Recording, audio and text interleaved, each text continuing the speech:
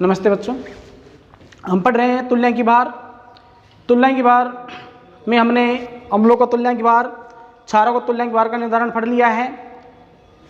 इस वीडियो में पढ़ेंगे हम लवणों का तुल्यांकी भार का निर्धारण।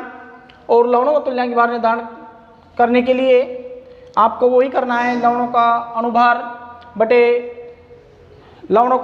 बटे आयनों पर उपस्थित आवेश का भाग देना है। तो लिखो, लवणों का तुल्यांकी भार बराबर लवणों का तुल्यांकी भार बराबर लवण का अनुभार बटे लवण का अनुभार बटे, लिखोगे आप, आयनों पर उपस्थित आवेश। आयनों पर उपस्थित आवेश, इस आवेश को समझो क्या है। ये आवेश क्या है? देखो, जैसे आपके पास लवण है NaCl, क्या है भाई? NaCl ये लवण है और NaCl लवण में Na+ और Cl-, ठीक है भाई, Na+ का और Cl- का। आगे भाषण में इसका भी एक आवेश और इस पर भी एक आवेश, दोनों का आवेश क्रॉस हुआ, क्या प्राप्त हुआ आपको? NaCl प्राप्त हुआ। आगे भाषण में क्या प्राप्त हुआ भाई? NaCl प्राप्त हुआ। इधर देखो, तो इस तरह जो आवेश आएगा आयनों पर, उस आयनों के आवेश का भाग दे देना है आपको अनुभार में। क्वेश्चन नंबर 1, जैसे NaCl लवण का तुल्यांकी भार ज्ञात कीजिए, ठीक है। तो इसके लिए NaCl का तुल्यांकी भार बराबर NaCl का अनुभार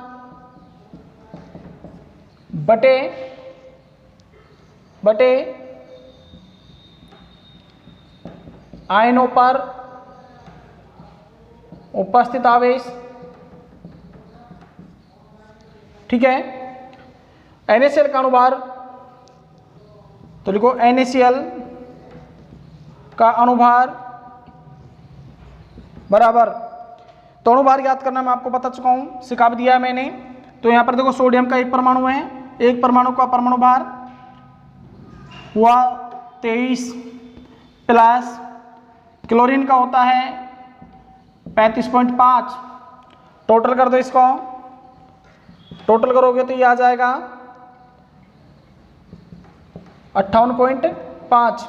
अरे भाई देखो, 23, 35.5, तो पॉइंट का 5, 5 और 3 8, और 2 और 3 5, कितना है भाई? 58.5 आ गया, ठीक है। तो लिखोगे आप NaCl का तुल्यांकी भार बराबर NaCl का तुल्यांकी भार बराबर तुल्यांकी भार किसका? NaCl का तुल्यांकी भार निकाल रहे हो आप, तो अनुभार कितना है भाई इसका? 58.5। आयनों पर उपस्थित आवेश एक है, मैं आपको बता चुका हूं। देखो, Na+1 और Cl-1, ठीक है भाई। Na पर आवेश सोडियम पर +1 कैसे आया? चलो मैं इसको बता देता हूं आपको। देखो, कोई भी परमाणु अपना अष्टक पूर्ण करने के लिए या तो इलेक्ट्रॉन त्याग देता है या इलेक्ट्रॉन ग्रहण कर लेता है। देखो इधर सोडियम की बात करते हैं, परमाणु क्रमांक 11, इलेक्ट्रॉन विन्यास देखो इसका 1s2 2s2 2p6 3s1 बाह्यतम कोश में इलेक्ट्रॉनों की संख्या 1। ये देखो, ये सोडियम का परमाणु, ये परमाणु संरचना, नाभिक, ये पहला कोश, ये दूसरा कोश और ये तीसरा कोश। पहले कोश में इलेक्ट्रॉन 2, पहले कोश में इलेक्ट्रॉन 2, ये बना 2 लगा दिए। दूसरे कोष में इलेक्ट्रॉन 8, 2 4 6 और ये 8। तीसरे कोष में 1 इलेक्ट्रॉन। अब इसको अपना अष्टक पूर्ण करना है। अष्टक पूर्ण करने के लिए अब मैं आपको बता चुका हूँ, अष्टक पूर्ण करने के लिए कोई भी परमाणु या तो इलेक्ट्रॉन ग्रहण कर लेता है या त्याग देता है। इसको इलेक्ट्रॉन चाहिए 7, बाह्यतम कोष में इलेक्ट्रॉन संख्या 1 है, इसको इलेक्ट्रॉन चाहिए 7 इलेक्ट्रॉन इसको मिलेंगे नहीं। ये सोचेगा कि भाई क्यों नहीं अपने 1 इलेक्ट्रॉन त्याग दिया जाए। जैसे ही ये 1 इलेक्ट्रॉन ये त्याग देगा, -1 इलेक्ट्रॉन, ये पहला कोष, ये दूसरा कोष,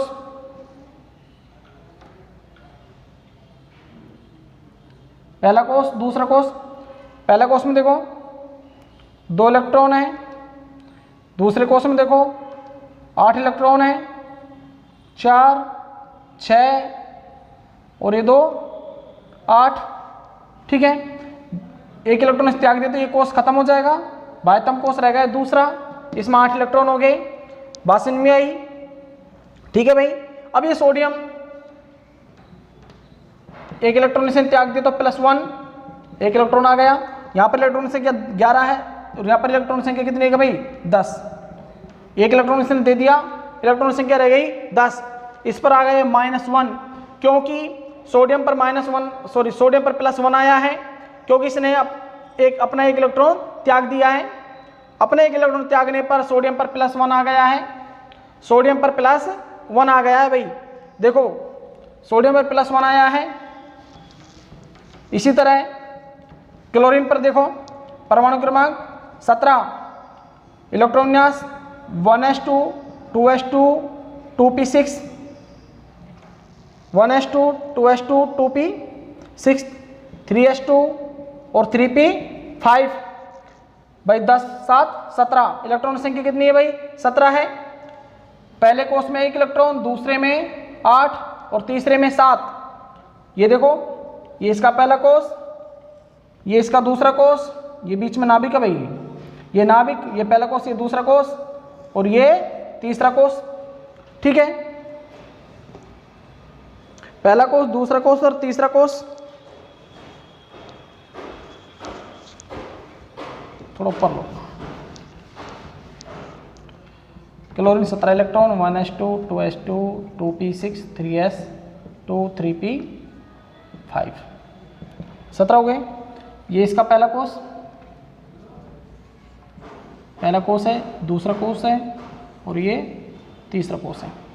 पहले कोष में 2 इलेक्ट्रॉन, दूसरे में 8 और तीसरे में 7। पहले में 2, दूसरे में 8,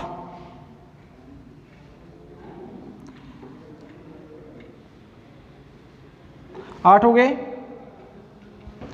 तीसरे में 7, 4 2 6 और एक ये 7। अब इसको अपना अष्टक पूर्ण करने के लिए 1 इलेक्ट्रॉन चाहिए। 1 इलेक्ट्रॉन ग्रहण कर लेगा तो इलेक्ट्रॉन संख्या हो जाएगी 17, इलेक्ट्रॉन संख्या हो जाएगी 18। इधर देखो, ये पहला कोष, दूसरा कोष और ये तीसरा कोष। दूसरे कोष में 8 इलेक्ट्रॉन की संख्या 8 है, तीसरे कोष में भी 8 हो गई, क्योंकि इसने 1 इलेक्ट्रॉन ग्रहण कर लिया, +1 इलेक्ट्रॉन। 6 2 8। पहले कोष में इलेक्ट्रॉन की संख्या 2 है, 8 इलेक्ट्रॉन हो गए। यहाँ पर 17 इलेक्ट्रॉन, इसने 1 इलेक्ट्रॉन ग्रहण कर लिया, इलेक्ट्रॉन संख्या हो गई 18। यहाँ पर 18 इलेक्ट्रॉन है, यहाँ पर कितने इलेक्ट्रॉन है भाई 17। इसने भाई सोडियम ने 1 इलेक्ट्रॉन त्याग दिया, +1 आ गया। क्लोरीन ने 1 इलेक्ट्रॉन ग्रहण कर क्लोराइड आयन बना लिया, क्लोरीन ने 1 इलेक्ट्रॉन ग्रहण कर क्लोराइड आयन बना लिया, Cl-1। तो आवेश की संख्या आपको पता होनी चाहिए, यह आपको पता होनी चाहिए कि कौन से परमाणु पर कितना आवेश है। तो सोडियम पर +1 है, क्लोरीन पर -1 है। तो देखो 1 का भाग दे दो, कितना आएगा भाई 58.5 आ गया। ठीक है, तो लिखोगे अतः NaCl का तुल्यांकी भार कितना प्राप्त हो भाई? 58.5 आपको प्राप्त हो गया है। ठीक है भाई, 58.5 आपको प्राप्त होता है। क्लियर? उतार लो इसको। तो ये तो पता लग गया आपको कि सोडियम पर +1 कैसे आया और Cl पर -1 कैसे आया, पता लग गया आपको। कोई भी परमाणु जितने इलेक्ट्रॉन त्यागता है उतने ही उस पर क्या आ जाता है? आवेश आ जाता है। और कोई भी परमाणु जितने इलेक्ट्रॉन ग्रहण करता है उतनी संख्या पर उस पर माइनस आवेश आ जाता है। ये प्लस आवेश आएगा और ये माइनस आवेश आएगा। आयन मैं आपको पढ़ा चुका हूं, कोई भी उदासीन परमाणु इलेक्ट्रॉन ग्रहण करने या त्यागने पर एक नई प्रजाति बनाता है जिसको हम आयन कहते हैं। कोई भी परमाणु अपना अष्टक पूर्ण करने के लिए इलेक्ट्रॉन त्यागता है तो धनायन बनाएगा। क्या बनाएगा भाई? वो धनायन बनाएगा। और कोई भी परमाणु अपना अष्टक पूर्ण करने के लिए इलेक्ट्रॉन ग्रहण करता है तो क्या बनाएगा भाई? ऋणायन बनाएगा। क्लोरीन ने एक इलेक्ट्रॉन ग्रहण किया, क्लोराइड आयन बना लिया। सोडियम ने एक इलेक्ट्रॉन त्याग दिया, सोडियम धनायन बना लिया, यानी एक संयोजी धनायन बना लिया। आगे भाषण में कि कोई भी उदासीन परमाणु अपना अष्टक पूर्ण करने के लिए इलेक्ट्रॉन त्याग देता है तो धनायन बनाता है। और कोई भी उदासीन परमाणु अपना अष्टक पूर्ण करने के लिए इलेक्ट्रॉन ग्रहण कर लेता है तो ऋणायन बना लेता है। आगे बात समझ में, कोई भी उदासीन परमाणु जितने इलेक्ट्रॉन त्यागता है उतनी संख्या पर उस पर प्लस आवेश आ जाता है। और कोई भी उदासीन परमाणु जितने इलेक्ट्रॉन ग्रहण करता है उतनी संख्या पर उस पर माइनस आवेश आ जाता है। आगे बात समझ में आपको? ठीक है, अगला क्वेश्चन नोट करो।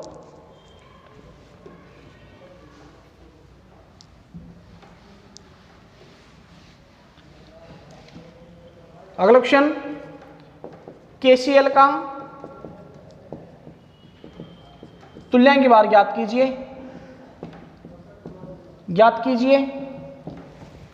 आगे बात सुनिए आपको। तो इसका तुल्यांकी भार ज्ञात करने के लिए हल, तो KCl का तुल्यांकी भार बराबर KCl का अनुभार बटे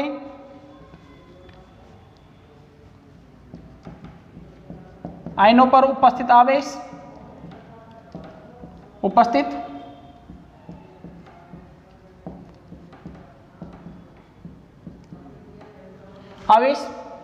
ठीक है भाई। तो पहले आप KCl का अनुभार ज्ञात करो पहले तो KCl का अनुभार बराबर पोटेशियम का 40, क्लोरीन का 35.5, तो कितना है भाई? 75.5 आ गया। ठीक है, तो लिखो तुल्यांकी भार KCl का तुल्यांकी भार बराबर 75.5 बटे 1, क्योंकि आवेश पर आयनों पर आवेश कितना है भाई? 1 है। इसको भी अपना अष्टक पूर्ण करने के लिए एक इलेक्ट्रॉन त्यागना पड़ता है और इसको अपना अष्टक पूर्ण करने के लिए एक इलेक्ट्रॉन ग्रहण करना पड़ता है। तो K+1 और Cl-1, तो उपस्थित आवेश क्या है भाई? 1। तो इसमें 1 का भाग दोगे तो आ गए 75.5। तो लिखोगे अतः KCl का तुल्यांकी भार 75.5 प्राप्त होता है।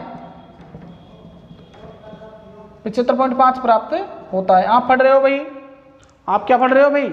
लवणों का तुल्यांकी भार का निर्धारण। ठीक है,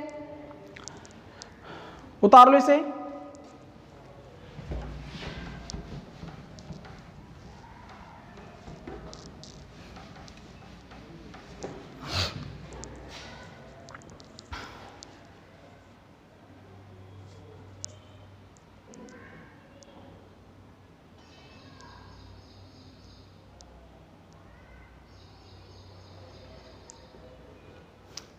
उतार लो। अगला एग्जांपल नोट करो।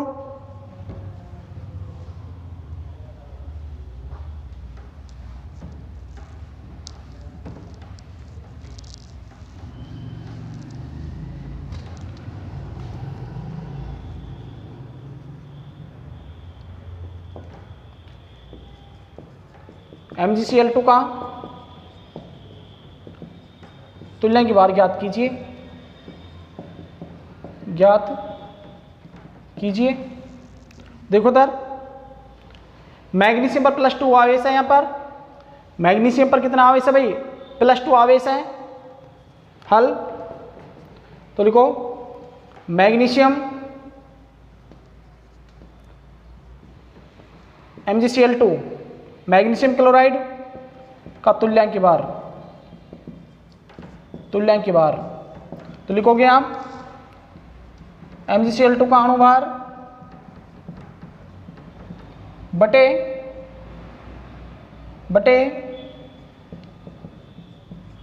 आयनों पर उपस्थित आवेश, ठीक है भाई। देखो Mg+2Cl-1। अब मैग्नीशियम पर +2 आवेश मैंने क्यों लगाया है, इधर देखो समझ लो इसे भी। मैग्नीशियम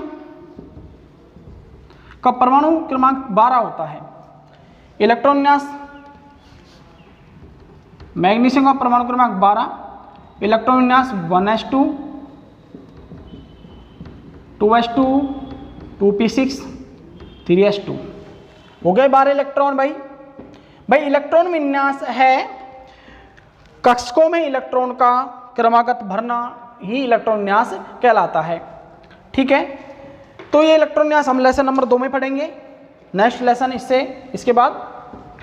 तो इसको देखो मैग्नीशियम पर कितना आवेश आएगा, देखो इसको, ये इसका नाभिक, ये इसका पहला कोष, ये दूसरा कोष और ये तीसरा कोष, ठीक है। देखो इसको भाई परमाणु क्रमांक 12 है। देखो इधर पहले कोष में इलेक्ट्रॉन 2, दूसरे में 8, तीसरे में 2, तो पहले में 2 लगाओ आप, दूसरे में 8, 2 4 2 6 और 2 8, तीसरे में 2 इलेक्ट्रॉन, ये 2 इलेक्ट्रॉन भाई। अब इसको अपना अष्टक पूर्ण करने के लिए बाह्यतम कोष में 8 इलेक्ट्रॉन करने के लिए या अष्टक पूर्ण करने के लिए 6 इलेक्ट्रॉन की आवश्यकता होगी, क्योंकि 2 तो हैं ही बाह्यतम कोष में, और 6 इलेक्ट्रॉन ले लेगा तो कितने हो जाएंगे भाई, 8 हो जाएंगे। लेकिन इसको 6 इलेक्ट्रॉन मिलेंगे नहीं भाई, 6 इलेक्ट्रॉन नहीं मिलेंगे इसको। कोई भी परमाणु अधिकतम 4 इलेक्ट्रॉन ही ले सकता है, 4 इलेक्ट्रॉन ही दे सकता है। आगे भाषण में जैसे कार्बन की जो संयोजकता होती है +-1, ठीक है, संयोजकता 4 होती है और इस पर आवेश +-4 होता है, ठीक है। ये 4 इलेक्ट्रॉन ले भी सकता है तो दे भी सकता है, ये यौगिक बनाने पर निर्भर करता है। हम पढ़ेंगे आगे लेसन नंबर 12-13 में कार्बन ही पढ़ेंगे पूरा, ठीक है भाई। आगे देखो तो हम बात कर रहे हैं मैग्नीशियम की। अब इसको 6 इलेक्ट्रॉन मिलेंगे नहीं तो क्या सोचेगा कि क्यों नहीं मैं अपने 2 इलेक्ट्रॉन त्याग दूं। तो जैसे ही अपने ये 2 इलेक्ट्रॉन त्यागेगा तो ये 2 इलेक्ट्रॉन इससे बाहर निकल गए, तो ये पहला कोष, ये नाभिक है, ये पहला कोष है, ये इसका दूसरा कोष है। तो पहले कोष में इलेक्ट्रॉन भाई 2, दूसरे में ये 8, 2 4 6 2 8, ठीक है भाई। 2 इलेक्ट्रॉन चले जाएंगे तो ये बाह्यतम कोष खत्म हो जाएगा। आगे भाषण में तो देखो मैग्नीशियम ने क्या किया, अपने 2 इलेक्ट्रॉन त्याग दिए तो इस पर +2 आवेश आ जाएगा और ये 2 इलेक्ट्रॉन बाहर।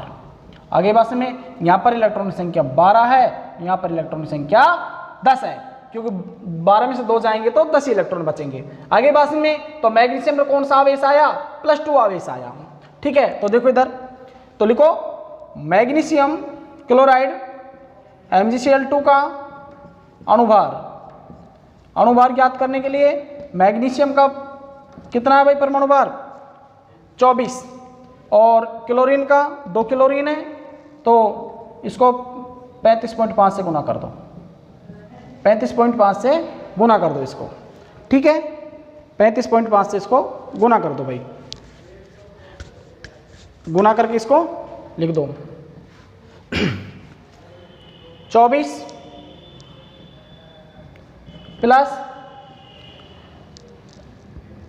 प्लस 5 दूनी 10 पॉइंट,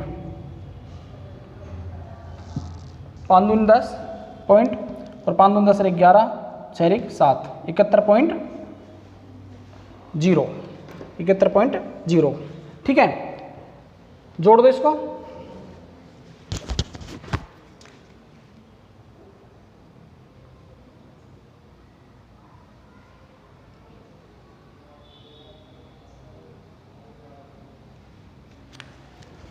जोड़ो इसे, तो क्या आया भाई 71.0 और ये 24। ठीक है, 0, 5 और 95, कितना है भाई 95.0। ठीक है, 95.0। देखो तुल्यांक बार, तुल्यांक बार किसका, MgCl2 का तुल्यांक बार बराबर 95.0/2, 95 में भाग दे दो इसका,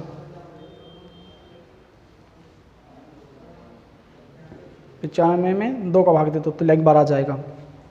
ठीक है,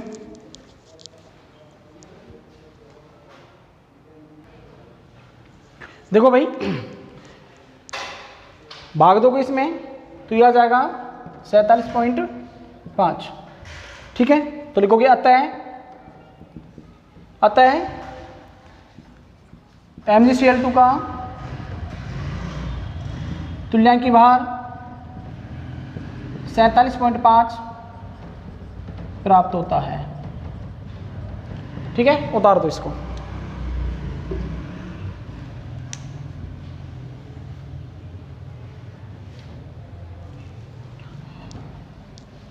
तो समझ आएगा भाई, मैग्नीशियम पर कितना आवेश है 2, तो आवेश कितना आ जाएगा, आवेश का कितने का भाग दोगे आप, 2 का भाग दोगे। ठीक है, उतार लो इसको। 47.5 कितना तुल्यांक भार आया भाई 47.5। ठीक है भाई, आगे नोट करो, अगला क्वेश्चन नोट करो।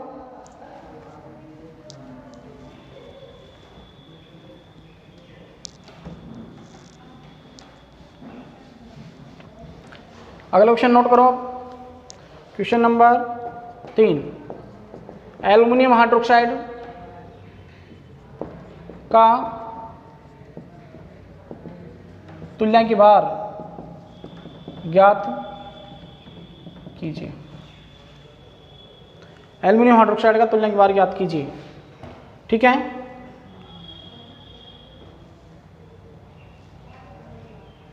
सॉरी, एल्युमिनियम क्लोराइड का तुल्यांक भार ज्ञात कीजिए। एल्युमिनियम क्लोराइड का तुल्यांक भार ज्ञात कीजिए। हाइड्रोक्साइड तो भाई क्षार हो जाएगा, है ना, तो लिखो हल। तो AlCl3 का तुल्यांकी भार बराबर, तुल्यांक भार लिखो AlCl3 का अणुभार बटे आयनों पर उपस्थित आवेश।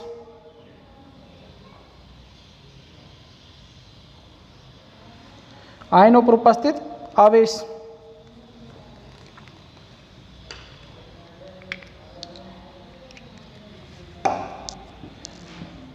AlCl3 का अणुभार बटे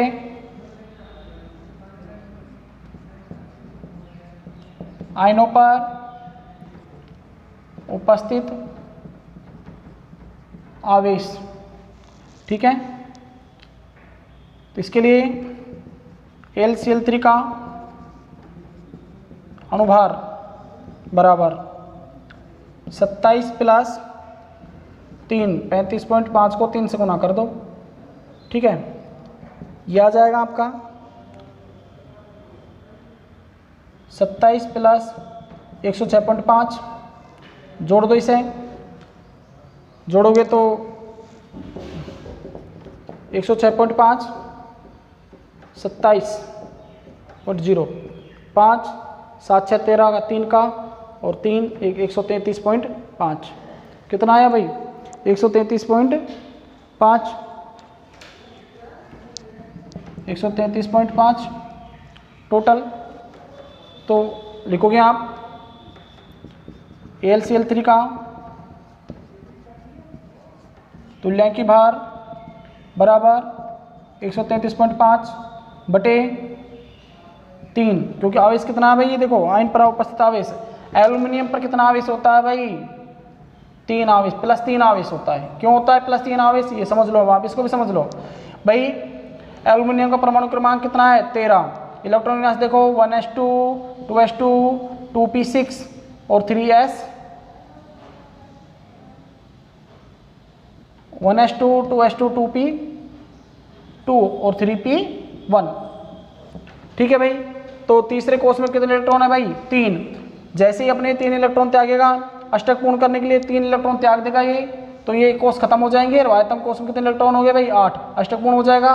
तो एल्युमिनियम अपने 3 इलेक्ट्रॉन त्यागने पर एल्युमिनियम 3 संयोजित धनायन बना लेता है। ये 3 इलेक्ट्रॉन भार, यहाँ पर इलेक्ट्रॉन की संख्या 13 है और यहाँ पर इलेक्ट्रॉन संख्या कितने हो गए भाई, 10। क्योंकि इसने 13 से 3 इलेक्ट्रॉन त्याग दिए, तो इलेक्ट्रॉन संख्या कितने रह गए भाई, 10 रह गई। आगे भाषण में आपको, तो एल्युमिनियम पर आवेश कितना होता है भाई, 3 होता है। ठीक है, इसमें आप भाग दोगे तो भाग दो इसमें 33.5 में 3 का भाग दे दो आप, तो यह आ जाएगा आपका 44.5